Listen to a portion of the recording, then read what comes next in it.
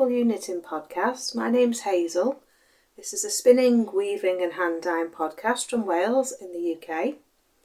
I thought I'd do a little bit of a vlog today and share a little bit of something of what I'm up to in the shed. I don't know whether any of you watched some of my earlier vlogs, earlier in my foray into YouTube. I did a restoration on my potting shed, and I put a new floor in, I did the walls, I did the roof, and I was going to turn it into a weaving shed. Well, it didn't actually work as a weaving shed because it gets too damp. I think because of the ceiling, I've got a perspex ceiling, and I think because of that it gets a bit too damp. So rather than the space not getting used, because there is a fire in here, I've got a log burner in here, and I sit in here sometimes and do some podcasts. So what I was thinking was of turning it into a dye space for dyeing wool. I've just brought some cookers down, and I've got some gas bottles that I found in the garage. And I thought rather than the stuff just sitting there, accumulating and gathering dust, I thought I'd put it to good use.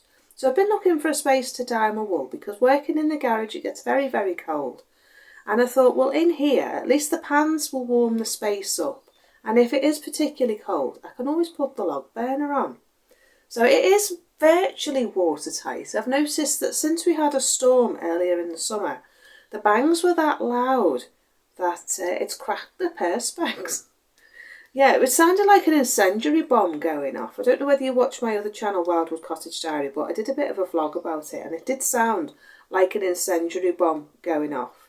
I still have the weaving loom here, and it is going to be going into a new space because I'm going to be doing another space in the garden next year and converting a tumble down barn into a weaving shed. So that's then going to be my studio where I work, and I'm going to come out of the garage and go into the barn in the garden, because I always used to work in my other house and the house before. I always used to work in the garden, and I loved it because I could be outside with the hens, and I could be inside working away, pottering about, and the hens would be outside chattering away and scratching, and yeah, I loved it. And to be honest with you, as much as I love this house and I love this garden, I really miss the opportunity to do that and work outside with the hens. So yeah, I love working outside and hearing the birds and the bees and things like that. And in the garage, it just feels like I'm just too detached. And you know, I don't want to go in there, and I don't want to work, and I'm not getting anything done, and I'm not doing any crafting.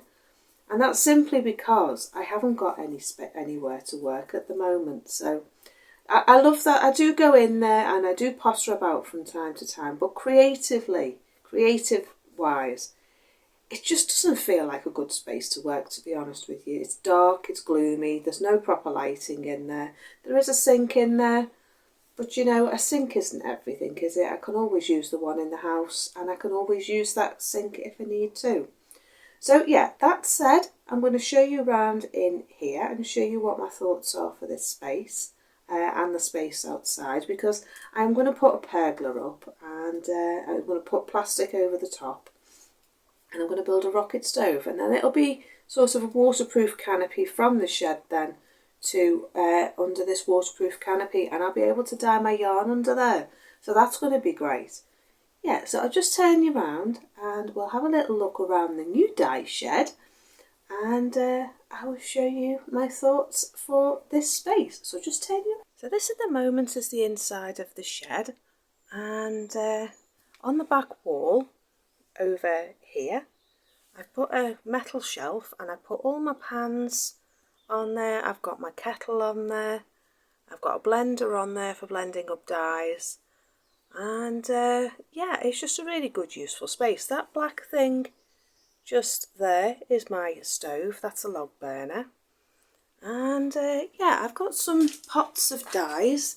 These are some natural dyes that have been fermenting for the last year, or probably the last 2 years, because I don't think I did any dyeing last year. Haven't done any for ages. So yeah, I've got some nice fermented dyes that are waiting to be used. I did have a mushroom dye, and I think this might be it. It's gone a lovely purple colour. So yeah, I think that is actually the mushrooms looking at it. So yeah, it's got a lovely purple colour, so we'll have to try that. So that's going to be exciting. What else have we got here? I did have some flowers. So we'll have to see what's in this one and what colour comes out. This is another mushroom that I gathered last year, I think. So we need to try and do something with that. You can still see the mushrooms in there. So yeah, we've got some natural dyes to use up, so we're going to do that. But as I say, I've got all my pans on here now, all my different sizes. Some of them are for doing acid dyes, some of the pans are for doing natural dyes. This is my blender for blending up all my dye stuff so that it can be all nice and fine, and then it'll absorb the water better and it'll dye better. I've got a copper pan here for trying to, I'm going to give that, I found that in the charity shop for about £1.50. So I'm hoping to give that a try to see if it modifies the colour. I think that'll be exciting, so I'm going to do that with that. My kettle as well is a stainless steel kettle, so I'm going to boil water in that and see if I can get that to modify the colour. So that's going to be that. Then over here, excuse my shadow, over here I've got a metal countertop and I'm going to put my stoves on there. I think I'm going to put the gas stoves on that one and then maybe the electric stoves on this one. But I won't be using them all at the same time, but it just means that the gas bottle can go at the side here and the stoves can be set up on there. So if I'm choosing to use electric, I can put them on there. If I'm choosing to use gas, I can put them on there. I think I'm going to go for gas, to be honest with you, because it's a lot easier to regulate the heat and be able to keep control of the heat. I find electric is a little bit hit and miss. But this is mainly going to be a space for dyeing in the summer, I think, because once the stove goes back in the house, the log burning stove, I'll be able to use the top of that. But in here is just a storage for my dyes. I've got my pots of acid dyes here. I've got some different ones. I buy mine from DC Craft and they are on YouTube, on the internet, sorry. But these are 100 g pots and I bought these a couple of years ago and yet again I still haven't had a chance to try them. So that's that. In here I have some more acid dyes here. Now I have used these acid dyes, but again I haven't done much. I did a little bit last year, but I've not done much. So we've got all these interesting colours here to try. Look at all those colours. So yeah, we need to get round to it because they're starting to get a bit damp in their packets. But look at that red, isn't that beautiful? Desert pea. So yeah, I've got a colour chart in the house, so I'm going to have a go and see what colours we can come up with. I've got lots of fibre to dye. I've got more here. I wanted to have a go at doing a kingfisher yarn. So yeah, more there. And then we've got these as well, which I bought when I went to Wonder Wool. So I don't know if Airedale yarn is still going, to be honest with you. But yeah, we've got plenty to try. I've got this one, acid milling dye for protein fibres. I've also got some icing colouring to try as well. I have done it a couple of times and it did work. So I want to experiment with that again as well. So there's plenty to play about with there. So that then lives in there, in that box there. I think it's just got damp of being in the garage. So that's that box.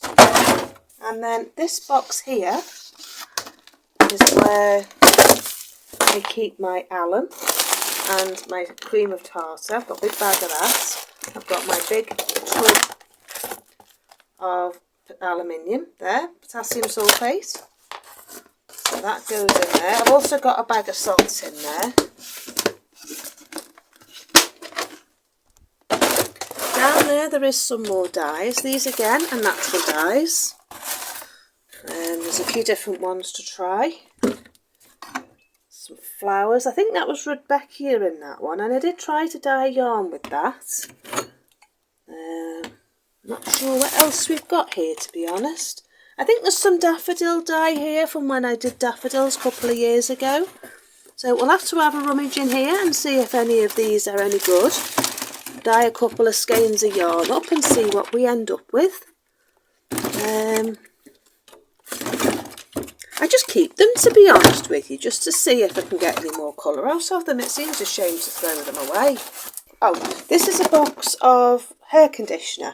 I keep hair conditioners that you get when you get your hair dye, and I never use them, but I keep them and I use them when I wash my wool, just to condition the wool, because this is the same type of thing. It's here.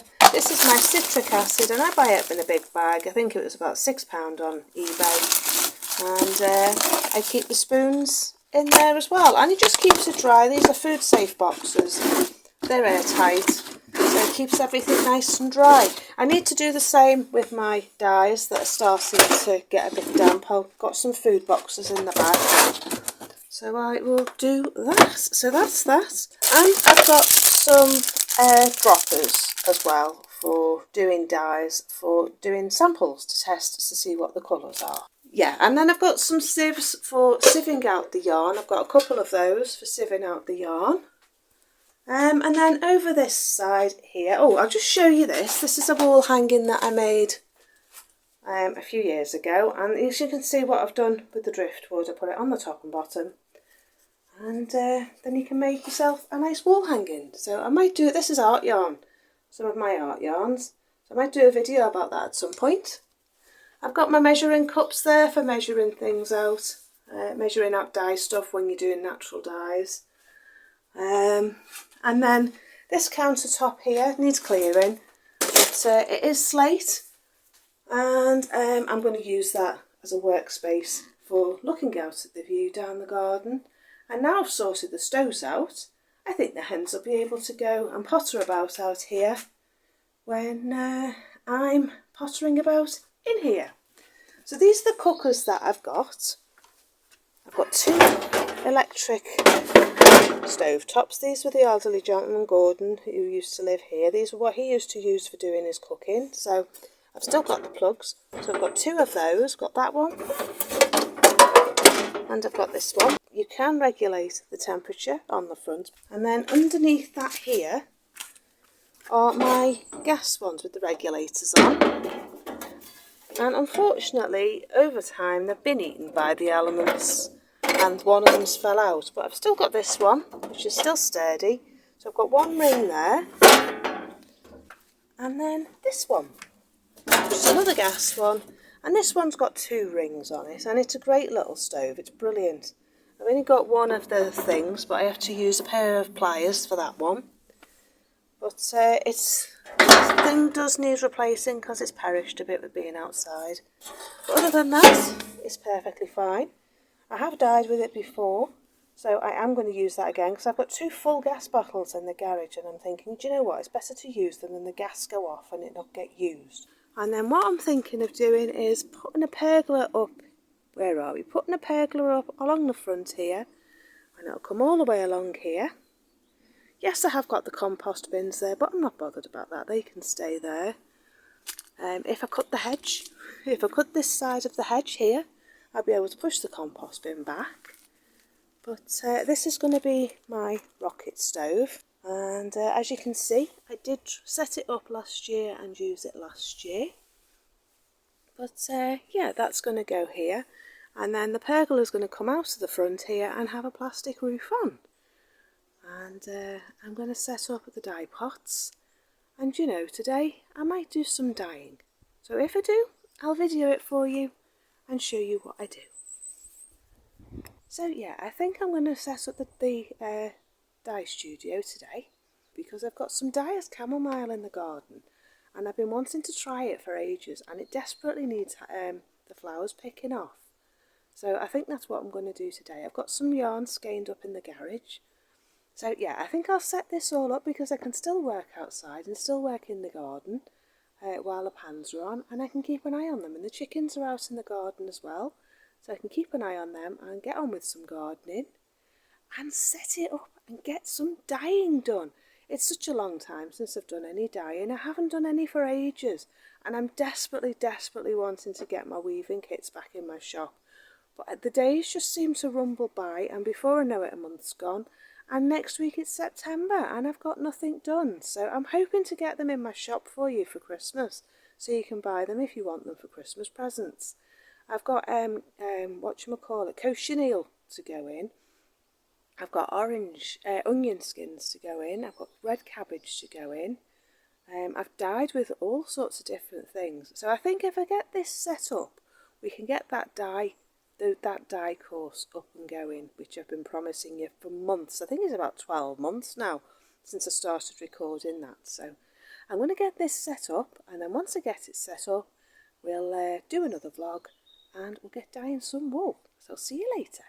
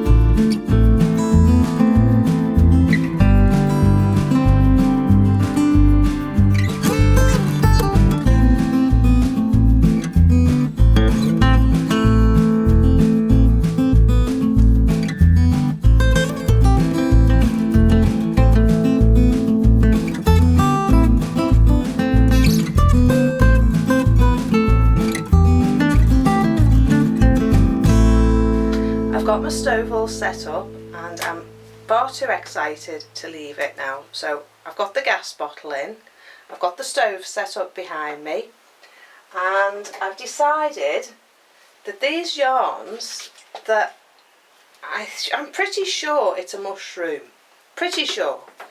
So I'm going to put it in the pan, put some yarn in and see what we end up with. It looks like it's a red colour.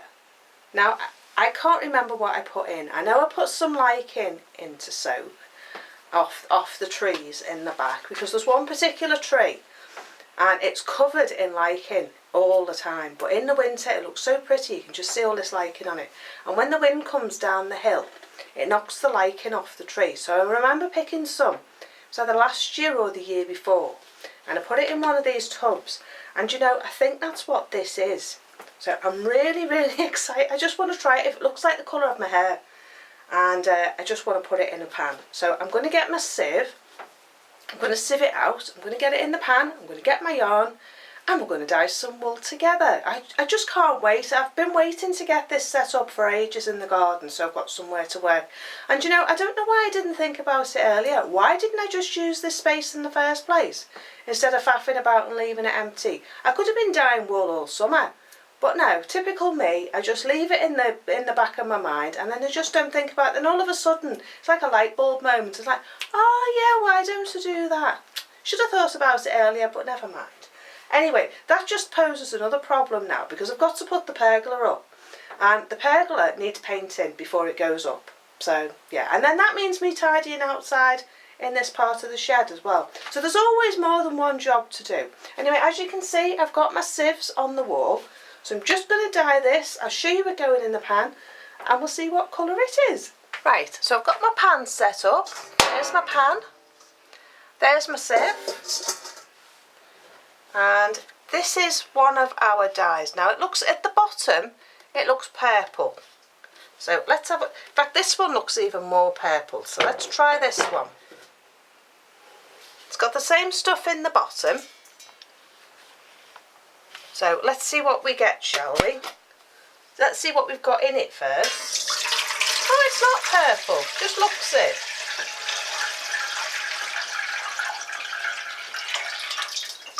So what was it? Oh, I remember. It was that conk. Grows readily around here because it always grows around conifer trees. And one of them fell off, one of the tree, beech tree. I think this one's off a beech tree. So we've got that. Ooh, look at that colour. Ooh, that looks lovely. So what I think I might do is, I'm going to, I know I've just sieved it out, but what I'm going to do is I'm going to put the conk back in and we're going to cook it all up together.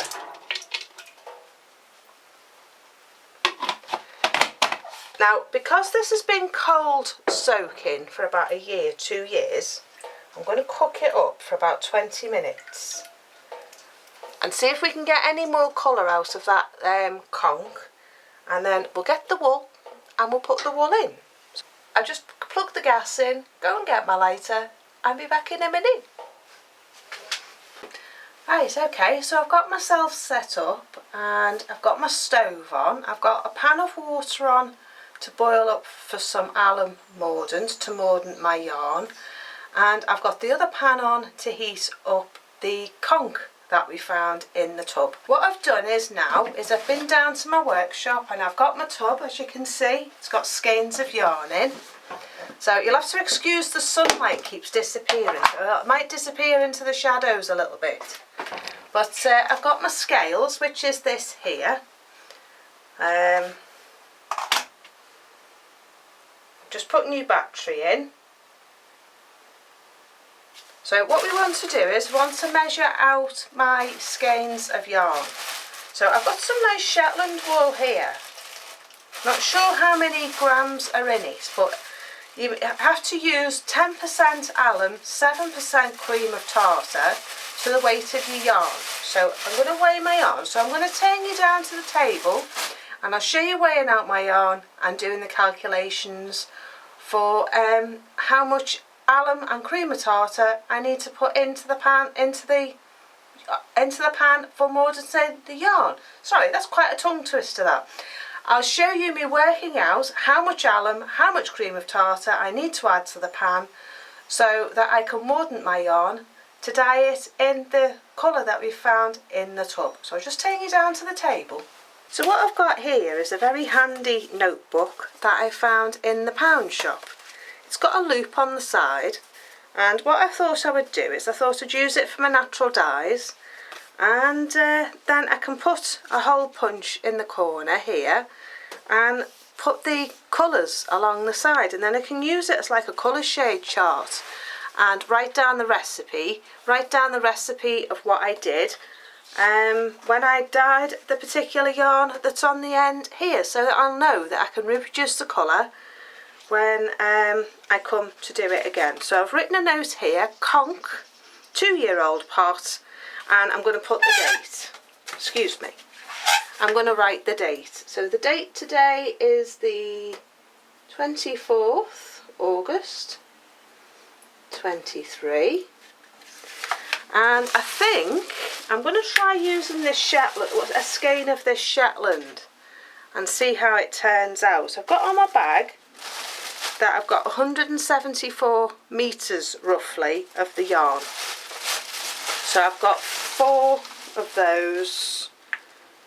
So let's say there's about 20 grams in one of them. So let's weigh it and see. 34 grams in 34 grams in one skein of Shetland. So I'm going to put that on. So 34 grams Shetland. I've written that on my book. I'm going to write down that it's a cream, so I'll know that it wasn't white when I dyed it, because it's kind of an off-white. It's not quite white. So that's one. So we'll just do one for now. And then in my box here, I've got various size skeins and types of wool. So I think I'll do one of these, one of this one, which is a 4-ply lamb's wool, which I got on the cone. So let's see how much is in that. That one's got 30 grams, so we'll do 30 grams lamb's wool white. So I've written that down, so that's that one. And then I've got one of these really nice smooth yarns, this one here. I'm not sure what it's got in it. It's an unknown yarn, it's nice and smooth. So I think I'm going to put one of those in. And that one's got 17 grams. unknown cream. And then I've got a mini skein of these. So I think I'll do one of those. And that's 12. No, I think I'll do 2 of those. We'll do 2. We'll see what we get. No, I'll do 1. Make your mind up, Hazel. Right, so we'll do 20 grams of mini skeins. Right, we'll add that up. As you can see now, we've written it all down. So we'll add that up. That's 1, 3, 6. So that's just over 100 grams of yarn. So I'm going to work on 100 grams and see how we get on. So I'm going to put 1 tablespoon of alum to the pot.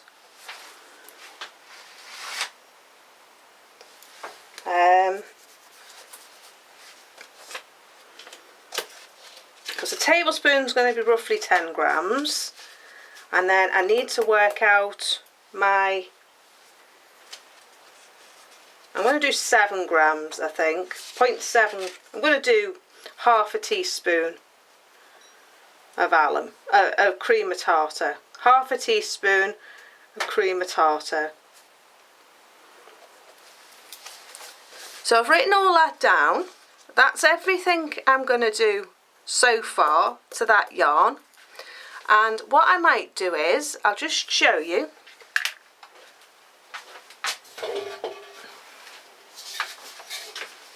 I've got a copper kettle here, and I've also got a copper pan. So what I'm thinking of doing is boiling up some water in the copper kettle and in the copper pan, and seeing if I can alter the colour on one of the mini skeins.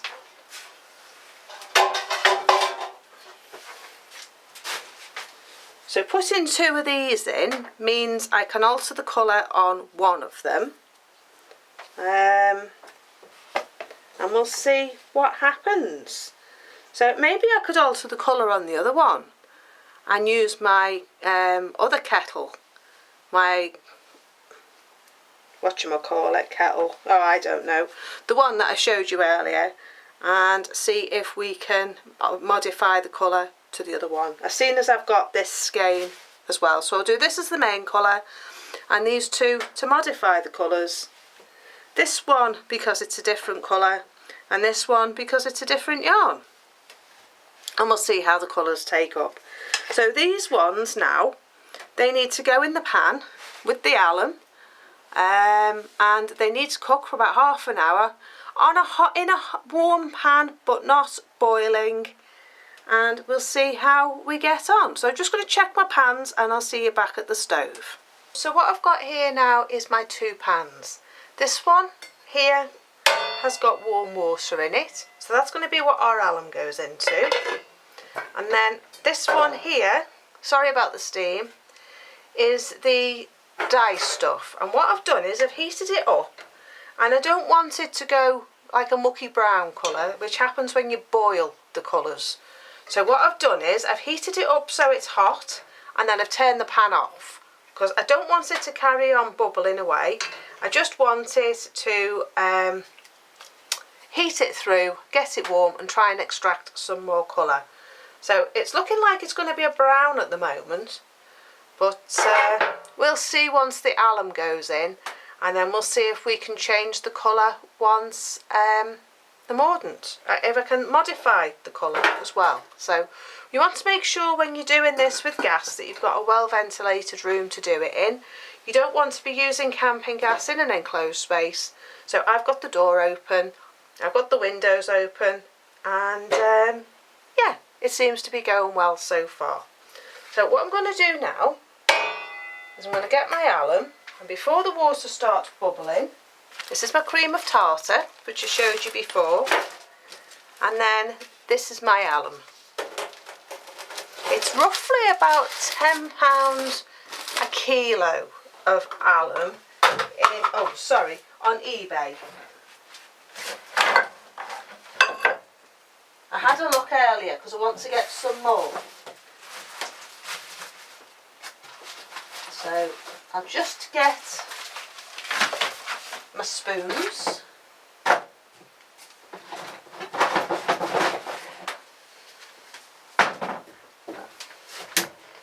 Now I'm not going to cook this, I'm going to get the water hot and then I'm going to turn the heat down and let it sit in the hot water. So there's my tablespoon, so that's what we're going to use. Should keep one for this and one for the citric acid really, shouldn't I?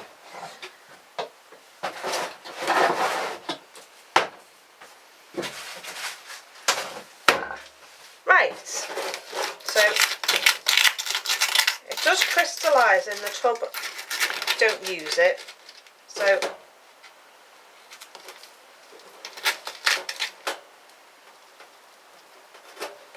this is what I'm doing today anyway. Alum in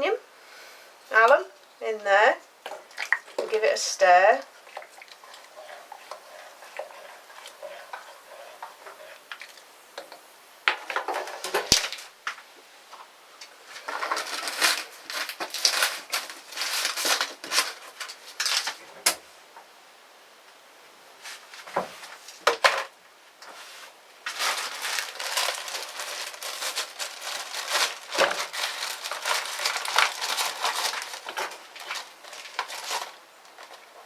And I'm just going to put half a teaspoon in this one, a little bit more,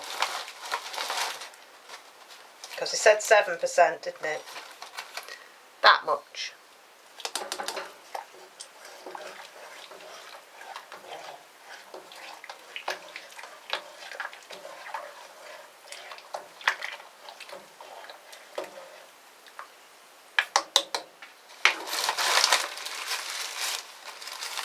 I'm using spring water out of the tap because we're on spring water. You can use rainwater. Now these are pre-washed, pre-scoured. So I'm just going to plonk them in. I washed these last year and then left them to dry,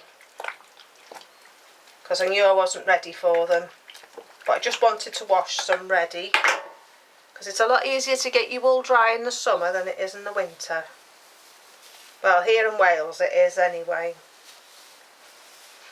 These actually smell pre-mordanted actually, so they're going to have a double mordant on them. And then this one. So just plop, make sure they're in the water. Now you don't want to cook your yarn, you just want it warmed through to open the fibres, to get the alum in, so once the fibres are open it'll take up the dye, basically. I'm sure there's a more technical way of explaining it, but that's how I explain it, because your sheep wool is a bit like a barbed wire fence and it has lots of little hooks like that, and that's why when you spin it it's able to hook together and felt. When you wet felt it, it sticks together because of the little hooks. So what you want to do is you want to open them up and then the dye can get in right into the follicles, the fibres, the real inside the fibres of the yarn, and then the colour sticks. You don't just want to get it to stick on the outside, you want it to stick right inside the yarn. So I'm just going to turn that down a little bit and I'm going to leave that to heat through for 20 minutes, and then when we come back we can get the water out of it and pop it in the other pan. Now when you dye you can leave the colour, the dye stuff in the pan. It will get stuck on your yarn but it will wash out, but I'm going to try and scoop out as much as I can with my little sievie spoon.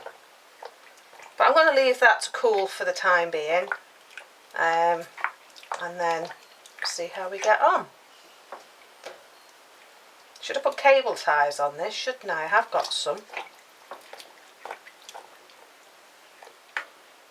Right, so I'm just going to go and check on the chickens, and then I'll come back and check on the yarn. So it's about 4 hours later now, and I've come back down. I've just had my tea, and this is the stuff that we're using this evening. Just taking it out of the pan, and the pan is now heating up on the stove. So I've drained this. I'm going to keep it and I'm going to put it back in, and in a tub with some hot water, and we'll see if we can get any more colour out of it. I'll just leave it to ferment, forget about it, and we'll see what we get. So that's all the liquid now in the pan. So what I'm going to do now is I'm going to get my yarn, and I've got a bag of cable ties. So what I'm going to do, I'm going to fish it out. I'm going to drain the liquid off.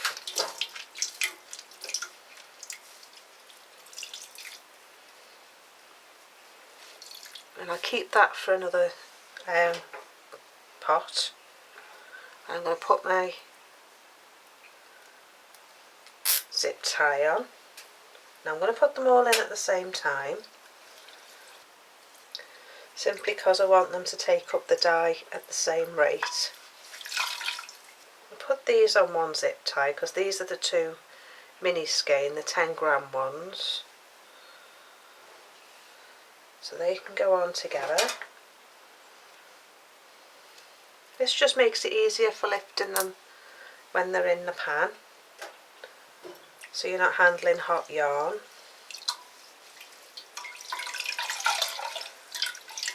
And then this is our 20-gram one, the lamb's wool. Now all these are classed as protein fibres because they're animal fibres, whereas plant-based are cellulose fibres. Squeeze all that out. The pan's starting to warm up. These are still warm, so they can go in together. Right, got my cable ties, and I'm going to lower them in.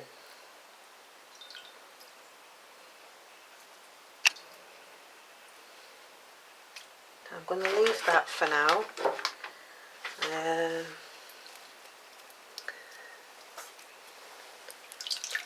Yarn is taking up the dye. Still some bits in there, but we'll just have to deal with that. I think I'm going to put a little bit of alum in there.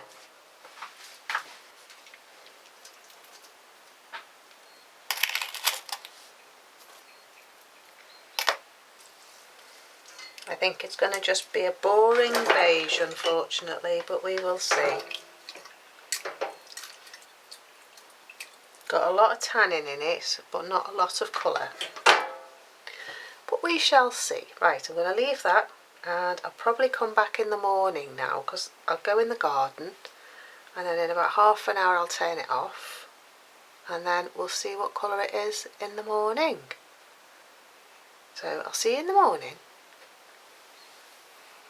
Right, so it's a few days later, and I dyed the wool, and I forgot to put the dye back in the dye pan to try and modify the colour. I woke up this morning and had a eureka moment and thought, oh yeah, I forgot to put the dye in. So I'm doing it again. So this one is iron water. This one is a copper pan with copper water in it. I've put the colour back in with the modifiers, so I'm hoping that this one will come out darker, maybe a bit more orange, and I'm not sure what colour this one will change to, so we'll have to see. So I'll put the pans back on, and we'll see how it turns out in about 20 minutes. So I'll bring you back in a minute and we'll have a look at the results. Dyed with conk off a beech tree, and it's like a fungus that grows like scales. I'll put a picture here if I can find one for you, and you can pick it off, put it in the dye pot. I fermented it for a year, and then I put it in the dye pot and dyed some wool. Right, so these were the original colours that went into the pan. and this one is ordinary lamb's wool here, this one is Shetland, and this one I think was a Cotswold wool. So they all managed to dye a slightly lighter beige. This one's darker than the others. And then this one here was added to iron water, which came out of a LaCroix kettle that's gone rusty inside. So I boiled up some water, and that's come out a slightly darker colour. I don't know whether you can tell in this light.